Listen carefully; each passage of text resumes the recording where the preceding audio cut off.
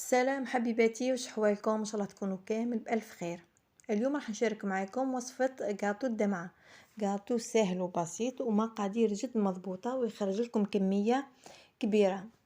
نبداو على بركة الله في المكونات. عندي 250 غرام زبدة، عندي حبة بيض، نص كاس لا مايزينا، نص كاس سكر أرطب، نص كاس كاوكاو محمص ومرحي بودغ بقشورو، عندي نص كاس جلجلان محمصة برك. نروح نجيبو غيسيبيون نحطو فيها 250 غرام زبدة. انا كانت عندي علبة تاع 500 غرام، ندي النص تاعها نحطوها في الغيسيبيون. من الافضل تكون طرية باش تعاونكم في الخدمة. نضيف لها نص كاس سكر غلاس، نزيدوها 2 ملاعق صغار لافاني. نستعملوا الفوي ونحاولوا انه نحركوا المكونات مليح حتى يتجانسوا ونتحصلوا على قوام كريمي. كيما تنجمي تستعملي الباتر. بعد ما تجانست المكونات نضيفوا حبة البيض. انا حبة تاع البيض تاعي كانت عندي كبيرة، وانتيا اذا كان الحجم تاع البيض اللي عندك صغير تنجمي ديري بيضة ومعاها صفار بيضة. نحركوهم مليح ونضيفوا الجلجلان والكاوكاو. كما قلنا الكاوكاو حمصته بقشوره ورحيته. ونضيفوا نص الكاس تاع لا مايزينا اللي هو نشاء الذرة.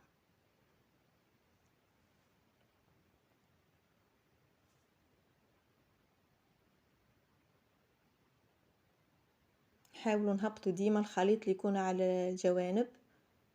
كما نحتاجوا البنات 3 كيسان فرينة.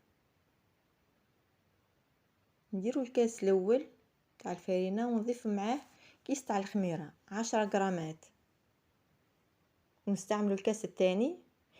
يبقى لنا الكاس الثالث راح نستعملوه بالتدريج لان ممكن ما نحتاجوش كامل.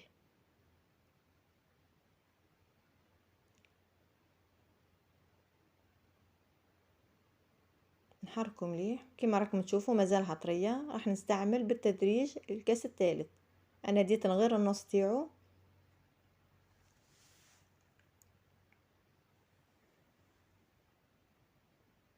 كما راكم تشوفوا العجينه تلمت معانا.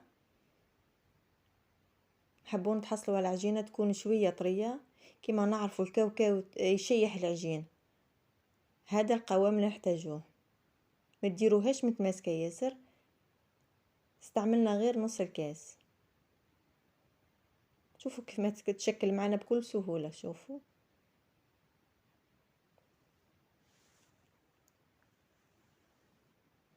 نروحوا نشكلوا كويرات تكون بحجم حبه الجوز. عفوا كيما تنجمي ديريها اقل من الحبه تاعي، وهكاك راح تخرج لك وسي كميه اكثر.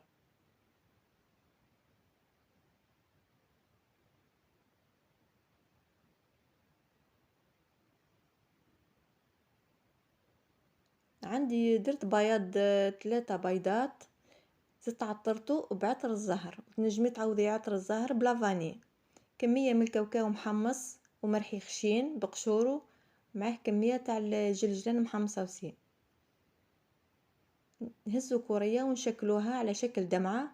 حطوها في البيض مباشرة في الكاوكاو والجلجلان. نعاونوا بيدينا ونشكلوا الحبة ونحطوها في البلا.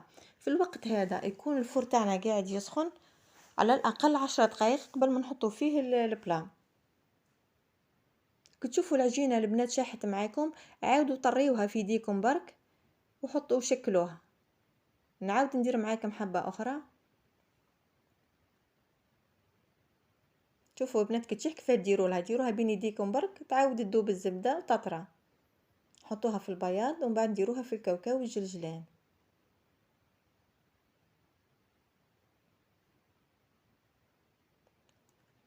ونجيو نديرو نديرو اللوز تاعنا في البيض ونحطوه على حبة الجاتو. انا باش ما نطولش عليكم نروح البنات نشكل حبات الاخرين. كيما راكم تشوفوا البلا الاول راه وجد معانا. نروح نحطو في الفور يطيب. ما يديش معانا وقت ياسر. من بعد ما طاب نروحو درك البنات نعسلوه، نخليو الكاطو تاعنا من بعد ما يخرج تقريبا دقيقتين طاح بدرجة الحرارة تاعو، ونعسلوه باش ما يديلناش كمية تاع العسل ياسر ويجينا حلو بزايد.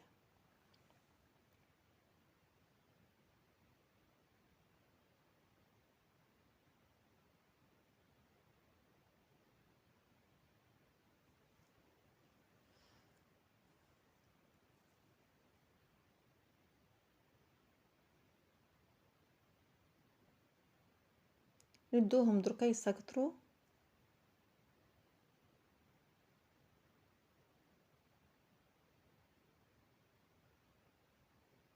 كما قلت لكم وصفة سهلة وبسيطة تليق المناسبات كما تليق العيد، تليق قهوة العصر، وتخرج لكم كمية لاباس بها.